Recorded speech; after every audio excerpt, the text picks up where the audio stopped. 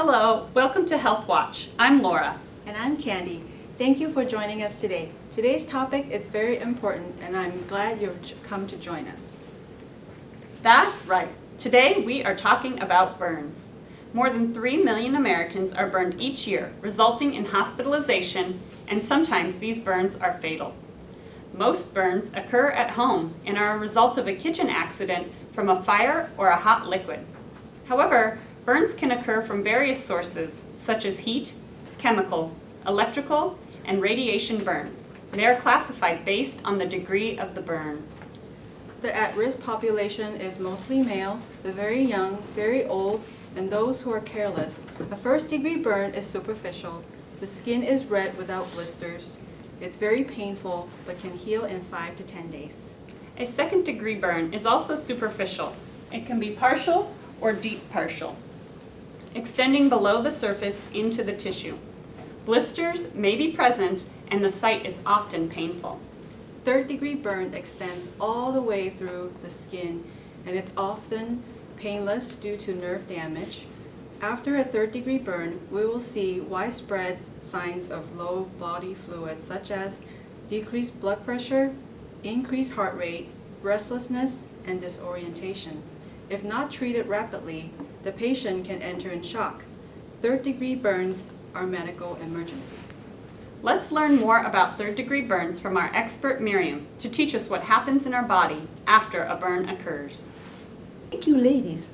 The description of burns is a destruction of the skin cells and layers, including underlying tissues, caused by thermal, chemical, electrical, and radioactive agents.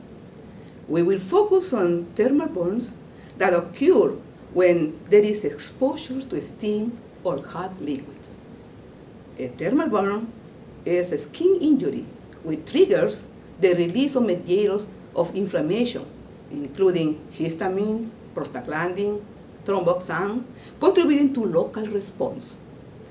If the skin injury is greater than 20% of the total body surface area, also known as a major burn, it leads to a body-wide response that evolves in two phases: burn shock, followed by a hypermetabolic phase.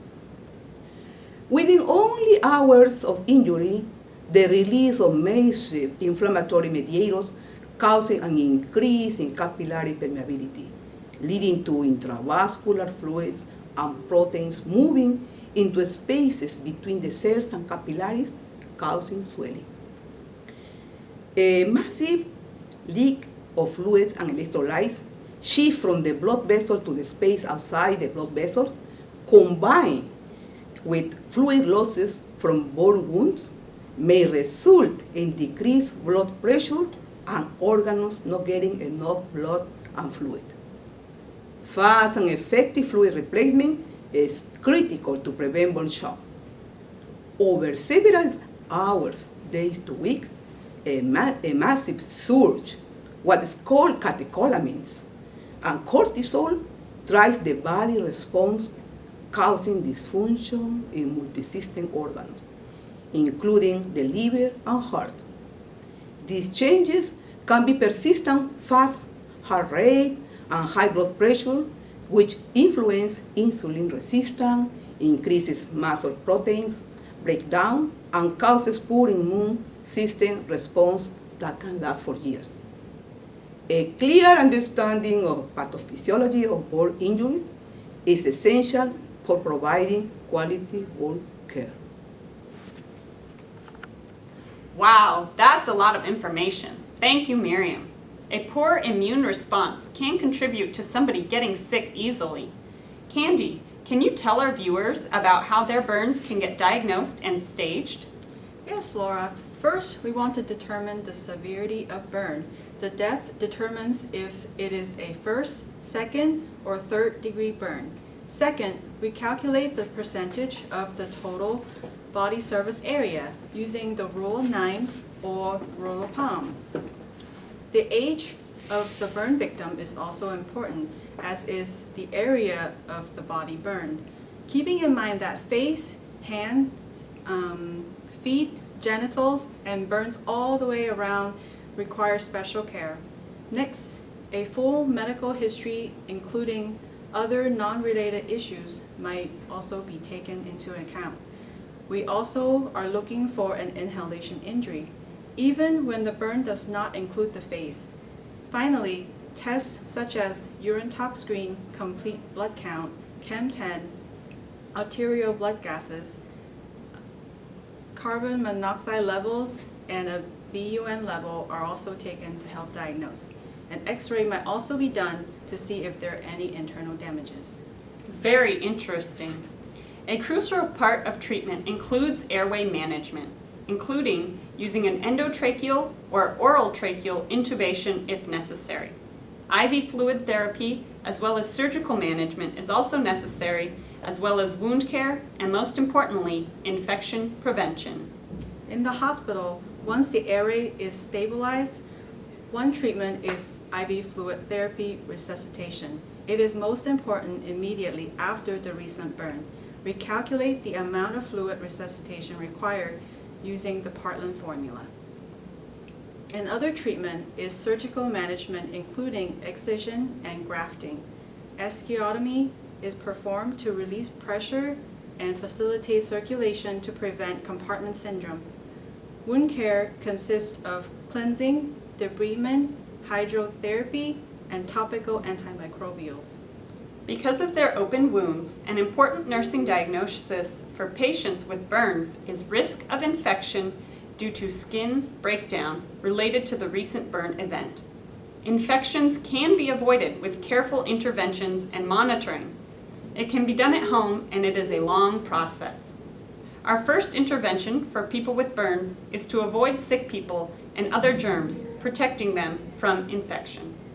Second, good hand hygiene should be taught to the patient as well as visitors at the hospital and at home to keep them safe. It's important for the hands to be washed before and after any touching of the open wounds. A third intervention is to monitor vital signs for signs of infection. A friend of the show, Trong, has some great information to help you at home. Priority teaching point for burn victims after they leave the hospital is keeping the wound clean. It's the most important part of prevention infection. Initially, the patient may have low-grade fever, but they should be instructed to call the doctor if the fever greater than 101.5 degree, or if they increase pain that is not released by prescribed pain regimen. People should monitor wound and extremity for increased swelling and redness beyond a sign of injury. Need to be sure to wear their compression dressing provided by the doctor to reduce swelling and prevent complications. It's very important to monitor them at home to evaluate the outcomes of treatment. There are excellent community resources at the Santa Clara Valley Burn Unit, with the one of the only two regional burn trauma centers between Los Angeles and Oregon border. The regional burn center staff support and work with a number of special programs that benefit both patients and other burn survivors. The Regional Burn Center Santa Clara Valley Medical Center partner with several non-profit burn organizations to help patients with get connected to the resort available in the community. So for more information about the program listed below, please contact the nurse manager at 408-885-6666 or speak with any other member of Regional Burn Center team. Today, we have talked about third-degree burns in adults. We taught you important steps that occur in the hospital and how to prevent infection at home in the community. We have done this episode to let people know about burn rates in the community and important signs and symptoms of infection and how to prevent it. We want to get the word out. We want to educate the at-risk population about the burn process and provide available community resources such as the Santa Clara Valley Burn Unit, to help burn survivors in our community. Thank you very much for joining us today on Health Watch. We look forward to you joining us again next time. Stay healthy out there. Bye now. Bye-bye.